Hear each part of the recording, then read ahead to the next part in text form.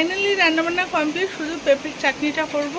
আর এখানে ঘরে আবার বৃষ্টি এসছে, জামা কাপড় তুলতে তুলতে প্রায় ভিজেই গেছে, তো কিছু করার নেই, ওগুলো ঘরে দিয়ে দেবো। আর এগুলো শুকিয়ে গেছে, এগুলো তুলে নেবো।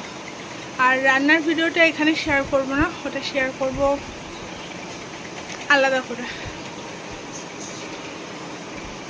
এই হচ্ছে বর্ষাকালে ঘরের অবস্থা।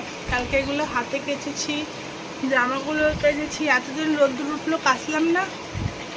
আর যেই কাচলাম বৃষ্টি শুরু হলো। আমার সাথে এটাই হচ্ছে এখন। তো চুল টুল ভিজে গেছে,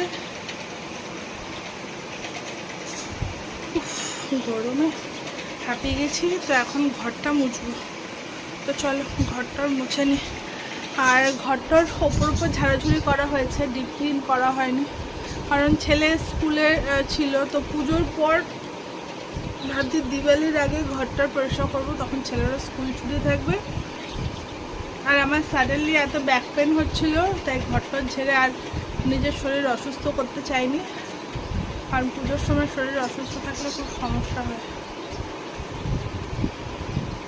আর প্রোলেস করিয়েছি, তো বলেছে শ্যাম্পু বেশি করতে না, কিন্তু আমার তো ঘামে তেল মশলা চুল টুক তো আঠা আঠা হয়ে গেছে, কিছু করার নেই।